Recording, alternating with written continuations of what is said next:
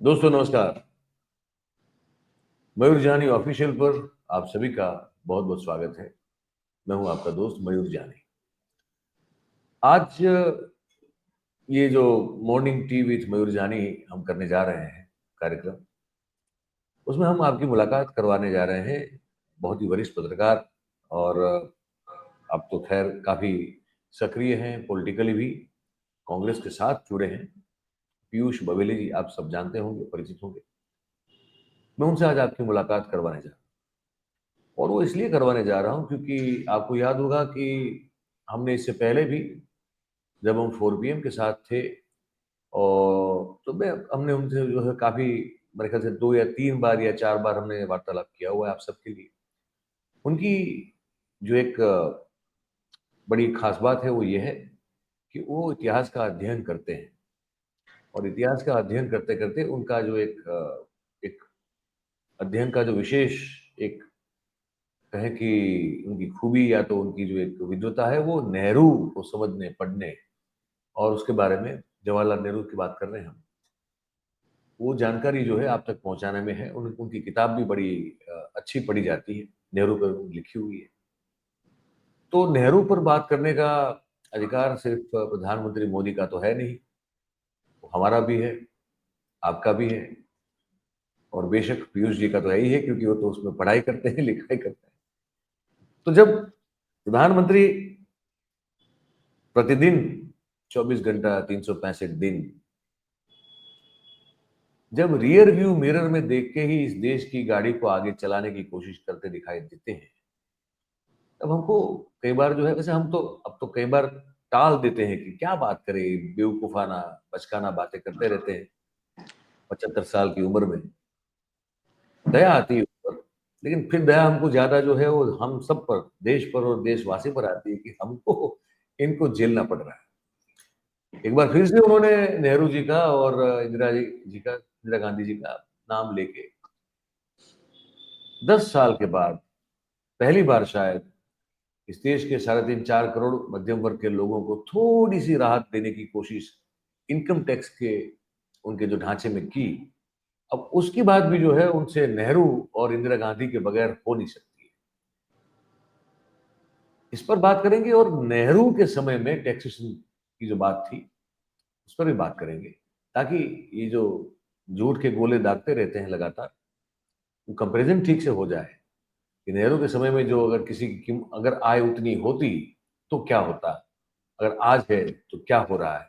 लेकिन उससे पहले कि मैं पीयूष जी को जोड़ दूं, मैं, आप देखिए, मुझे पता है सुबह सुबह आप इनका चेहरा देखना नहीं चाहते, तो गुस्सा मत होइए हम पे, लेकिन हमारा काम है, देश के प्रधानमंत्री है, वो जो जो भी कह रहे हैं कम से कम झूठ ही सही, लेकिन जिस पर बात करने जा रहे हैं तो आपको बताना, दिखाना, सुनाना जरूरी है।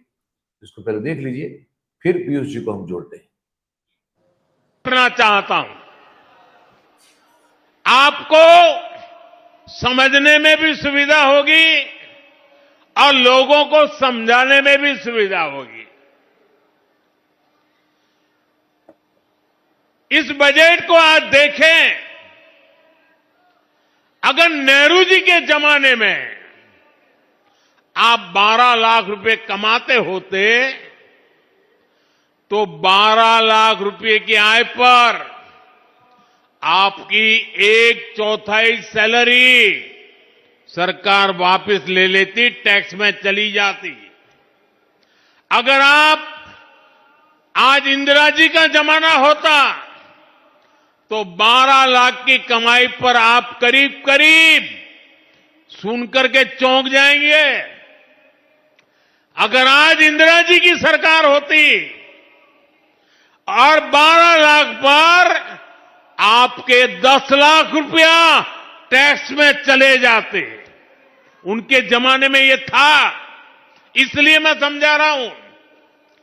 10-12 साल पहले तक कांग्रेस की सरकार में अगर आप 12 लाख कमाते तो आपको 2,60,000 रुपया टैक्स में वापस देना पड़ता। अब भाजपा सरकार के कल के बजट के बाद साल में 12 लाख रुपया कमाने वाले को 1 रुपया भी टैक्स का देना नहीं पड़ेगा।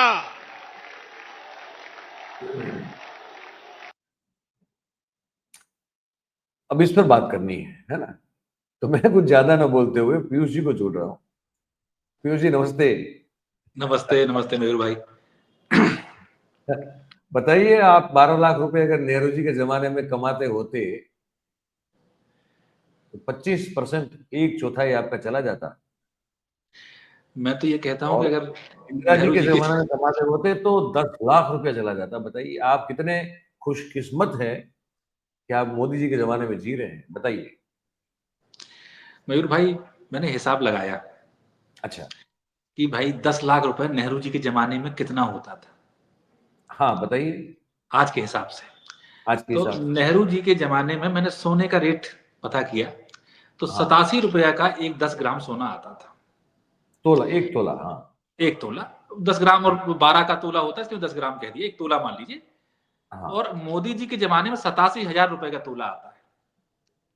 जी बिल्कुल बिल्कुल। तो उस समय जो आदमी 10 लाख रुपए में जितना सोना खरीदता, आज उतना सोना 100 करोड़ रुपए में आएगा। तो बताइए। नेहरू जी के 10 लाख रुपए उनके जमाने की आमदनी 100 करोड़ के बराबर की थी।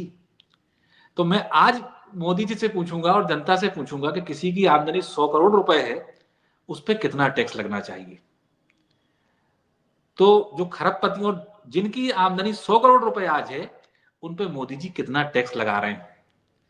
और ये पता करिए मिडिल क्लास का, जो इन्होंने इनकम टैक्स में रिबेट देने पे बड़ा हल्ला मचा रहे हैं जी कि इनकम टैक्स कितना, जो मिडिल क्लास सबसे ज्यादा होम लोन मिडिल क्लास लेता है।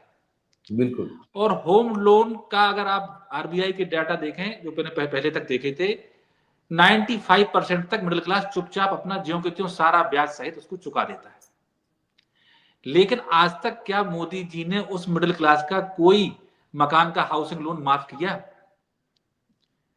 और जिसकी 10 लाख वाले को रो रहे हैं, जो नेहरू जी के जमाने का, वो 100 करोड़ वाला है। उन 100 करोड़ वालों के और ऊपर वालों के 7 लाख करोड़ का इन्होंने कर्जा माफ किया है। ये मोदी जी का इकोनॉमिक्स है। तो आप बताएं कि 100 करोड़ रुपए जो कमाता हो, जिस देश में लोग भूखों मर रहे हो, जहां 80 करोड़ की जनता को आज भी राशन बांटना पड़ रहा हो, अगर नेहरू जी लगाते थे तो क्या गलत करते थे? क्या वो क्यों लगाते थे नेहरू जी? क्योंकि नेहरू जी को बांध बनाने थे और बांध बना के देश के गरीब किसान के खेत तक पानी पहुंचाना था। और उस पानी पहुंचाने की कीमत उन्हें उस गरीब किसान से नहीं लेनी थी, उस सेठ से लेनी थी। नेहरू जी को पूरे हिंदुस्तान में स्कूल खुलवाने थे और स्कूल में पढ़ने वाले बच्चों से उसकी फीस नहीं लेनी थी, और वो फीस उन्हें उस साहूकार से, उस 100 करोड़ वाले से लेनी थी। उन्होंने पूरे देश में अस्पताल बनवाए। आप अभी भी देख लीजिए, प्राथमिक स्वास्थ्य केंद्र, जिला चिकित्सालय, मोदी जी जमाने शायद कोई भी बना हो तो मैं नहीं कह सकता हूं, सब पुराने बने हुए। सब वो अस्पताल खुलवाए और मुफ्त इलाज वहां देना था गरीब आदमी को। इसलिए वो उन कॉर्पोरेट से, जो भी इस जमाने के रहे हों, उनसे पैसे लेते थे। नेहरू जी ने सड़कें बनवाई, लेकिन मोदी जी की तरह हर 40 किलोमीटर पर टोल नहीं लगा दिया कि आप जाते जाओ और एटीएम की तरह पैसा खर्च करते चले जाओ। तो आदमी पैदल चल सके, आदमी पढ़ाई कर सके, आदमी इलाज करा सके, किसान सिंचाई कर सके, इसके लिए वो टैक्स धन्ना सेठों से, उस जमाने के खरबपतियों से दिया जा रहा था। और एक बात इसमें और जोड़ लीजिए कि नेहरू जी ने उस जमाने में 100% वैक्सीनेशन बहुत सी बीमारियों का करा दिया था, लेकिन वो मोदी जी की तरह उसके फार्म पे अपनी फोटो नहीं लगाते थे। तो हम तो मोदी जी को एक चुनौती देंगे और भारत का जनता देगी पूरी, कि भैया आप भी टैक्स लगाओ उन लोगों पर जिनके पास कुबेर के खजाने भरे हुए हैं। उस आदमी पे मत लगाओ जो गरीब आदमी मर जाता है और उसके कफन तक पे आप जीएसटी ले लेते हो। तो कफन पे जीएसटी छोड़ दो, कागज पे जीएसटी छोड़ दो, खाने पे जीएसटी छोड़ दो, दवाओं पे जीएसटी छोड़ दो। ये सब छोड़ के उन पे लगाओ जिनके यहाँ भंडार भरे हुए हैं, जिनके जितना देश की अर्थव्यवस्था से ज्यादा पैसा जो दबा के बैठे हैं, उन पे अगर आप नेहरू की तरह लगाओ तो हम भी आपको सलाम करेंगे और दुनिया आपको सलाम करेगी। बिल्कुल, ये बात तो सच है, ये बात सच है। लेकिन एक चीज हमको ये समझना है आपसे पीयूष जी, कि मतलब आपने जो सोने की कीमत, और वही एक सही पैमाना है मेरे ख्याल से, कि सोने की कीमत जो है वही देश और दुनिया की मुद्रा की जो स्थिति है उसको तय करती रहती है। तो 10 लाख रुपए उस जमाने में मतलब 100 करोड़ रुपए। भाई 87 रुपए का था और आज 87,000 रुपए का है। 1,000 गुना सोने का दाम बढ़ गया है। तो इसलिए आप 10 लाख में 1,000 का जैसे गुणा करेंगे तो 100 करोड़ हो जाता है। इसमें हमने कई बार चेक किया कि 10 करोड़ तो नहीं है, लेकिन वो 100 करोड़ है। तो वो बिल्कुल 100 करोड़ हो जाते हैं। तो जी 100 करोड़ सालाना अगर आपकी इनकम हो जाती है, जी तो बात तो बिल्कुल सही है आपकी कि अगर नेहरू जी आज होते तो उस पर तो शायद 30-35% टैक्स लगा देते शायद। जी जी। और मयूर भाई एक बार और जोड़ लें कि हम्म। टैक्स उस जमाने में लगता किस किस पे था। हम्म। आप गांधी जी की आत्मकथा पढ़ें, अंग्रेजों के हम्म। जमाने में नमक पे टैक्स लगता था। बिल्कुल। पंडित जी अगर अपना वो जो उनकी पोथी पत्रा वाली थैलिया है, वो झोला है, वो लेके हाँ। जाते थे, बगसिया होती थी, उस पर टैक्स लगता था। हाँ। वीरम गांव में कस्टम ड्यूटी लगती थी। बिल्कुल। भैंस या गाय के बछड़ा होता था, उस पर टैक्स लगता था। बिल्कुल। और किसान जो खेत में अन्न उगाता था उसके ऊपर लगान लगती थी। बिल्कुल। तो नेहरू ने जो पहला काम किया है, जिस पर श्यामा प्रसाद मुखर्जी उनके बहुत खिलाफ थे, जो पहला संविधान संशोधन लाए थे, वो जमींदारी का उन्मूलन किया था पंडित उन्मूलन नेहरू किया। ने। तो बिल्कुल। देश के किसान, और किसान ज्यादातर ओबीसी हैं, तो देश के किसानों पर जो हजारों साल से लगान वसूला जा रहा था, जो सबसे बड़ा टैक्स वसूला जा रहा था, उस टैक्स को खत्म करने का काम पंडित जवाहरलाल नेहरू ने पहले संविधान संशोधन के जरिए किया था। ये किसका बिल्कुल टैक्स सही। खत्म कर रहे हैं जरा बताएं। तो इन बहुत बातों सही को बात बिल्कुल है। आउट ऑफ कॉन्टेक्स्ट कह देना, ये तो हम्म। अपना मजाक उड़वाना है। ये ज्यादा नेहरू जी की बुराई नहीं है, अपना मजाक नेहरू जी उड़वा रहे हैं, ये मोदी जी उड़वा हाँ, रहे हैं, मुझे बड़ी तकलीफ होती है। ये बात बिल्कुल सही है। और आज थोड़ा आज का भी जिक्र कर लेते हैं क्योंकि जी जी मतलब जो कल क्योंकि ये तो हम जो जब बात कर रहे हैं तो ये जब संसद सत्र में कल जब राहुल गांधी ने बात की है ना जी कि हालांकि रिकॉर्ड तो हम आज ही कर रहे हैं तो आज ही की बात है, लेकिन देखेंगे हमको लोग मंगलवार को देखेंगे, 4 तारीख को हमारे जो दर्शक हैं। तो 3 तारीख को जो राहुल गांधी ने संसद में बात की उस पर भी आप थोड़ा रोशनी डालिए। उन्होंने वो मेक इन इंडिया प्रोजेक्ट को बिल्कुल फेल करार दिया और उसमें जो तथ्य दिए वो बड़े इंटरेस्टिंग और रोचक है। वो मेक इन इंडिया प्रोजेक्ट जी। पूरा। मैंने बहुत ध्यान से राहुल जी का भाषण सुना, जी। और मैं आज बहुत जिम्मेदारी से कह सकता हूं कि अर्थव्यवस्था की ऐसी बारीकियों को जन सामान्य की भाषा में बनाने बताने की अगर हिकमत इसके पहले किसी दो नेताओं में हुई है, एक पंडित जवाहरलाल नेहरू थे और दूसरे उनके धुर विरोधी, हालांकि उनके शिष्य ही थे लेकिन उनके धुर विरोधी, डॉक्टर राम मनोहर लोहिया। इन दो नेताओं के भाषण आप सुनेंगे तो इन दो नेताओं ने अर्थशास्त्र की गहन से गहन, गूढ़ से गूढ़ और कठिन से कठिन बातों को आम फहम लैंग्वेज में व्यक्त किया है। आज राहुल जी ने लगभग वैसी बात की। उन्होंने यूक्रेन और रसिया का जो वार चल रहा है उसमें बताया कि ये पुरानी टेक्नोलॉजी और नई टेक्नोलॉजी का वार है, ये ड्रोन और टैंक के बीच का वार है। और अभी जो अर्थव्यवस्था में लड़ाइयां चल रही हैं वो पेट्रोल वाहनों की और बैटरी वाले वाहनों की चल रही हैं।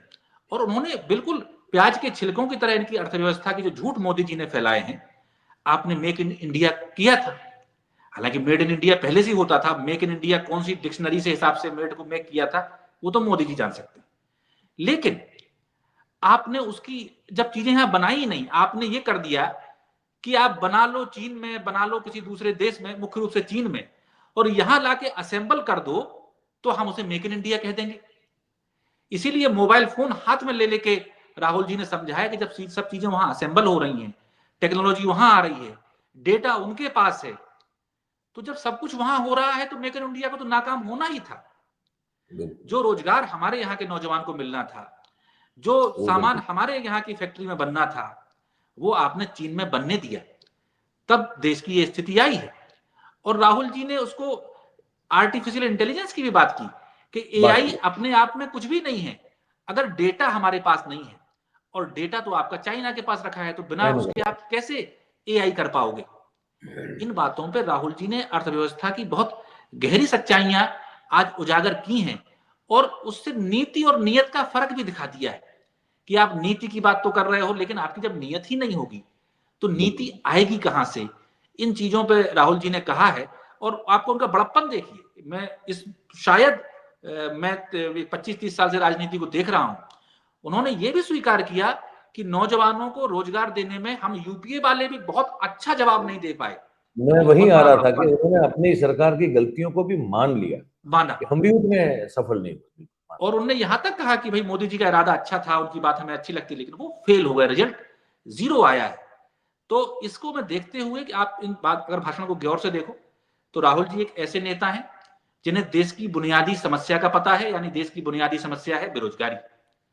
उसके हल का उन्हें पता है कि यहां मैन्युफैक्चरिंग सेक्टर और तमाम सेक्टर जब भारत में आ जाएंगे तो ये इसका नतीजा निकलेगा।